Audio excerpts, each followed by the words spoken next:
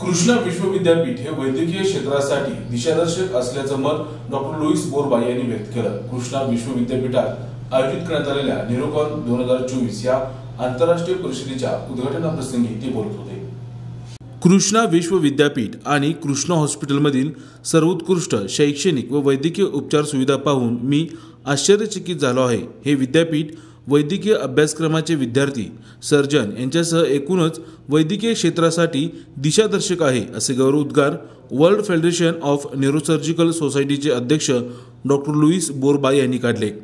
कृष्णा विश्वविद्यापीठात आयोजित करण्यात आलेल्या न्यूरोकॉन 2024 या आंतरराष्ट्रीय परिषदेच्या उद्घाटनाप्रसंगी ते बोलत होते। अध्यक्षस्थानी कुलपती डॉक्टर सुरेश भोसले हे होते। कृष्णा इन्स्टिट्यूट ऑफ न्यूरोसायन्सेसच्या वतीनं आणि कृष्णा न्यूरोसर्जरी कोच यांच्या सहकार्याने कृष्णा विश्वविद्यापीठात न्यूरोकॉन 2024 आंतरराष्ट्रीय परिषद आयोजित करण्यात आली आहे।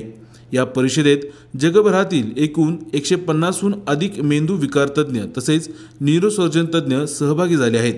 डॉक्टर लुईस बोरबा यांच्या हस्ते व कुलपती डॉक्टर सुरेश भोसले यांच्या अध्यक्षतेखाली दीप प्रज्वलन करून या परिषदेचे उद्घाटन करण्यात आले।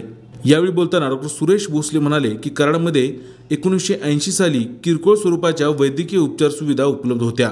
या भागात एकही मोठे हॉस्पिटल त्या काळात नव्हते। अशावेळी 1982 साली सामाजिक भावनेतून सामाजिक सुधारणांचे प्रणेते जयवंतराव भोसले अप्पांनी कृष्णा हॉस्पिटलची स्थापना केली। केवळ 200 बेडपासून सुरू झालेल्या या हॉस्पिटलमध्ये सध्या रुग्णांसाठी उपलब्ध बेडची संख्या 1400 पर्यंत वाढली आहे। 1984 ला मेडिकल कॉलेज सुरू करण्यात आले, जिथे विविध स्वरूपाचे 135 अभ्यासक्रम राबवले जातात।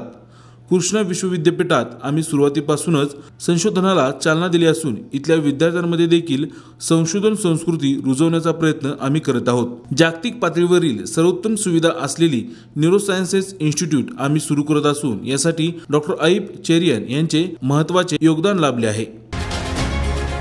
KMS न्यूज, स्पंदन मरांचे नाते आपुलकीचे।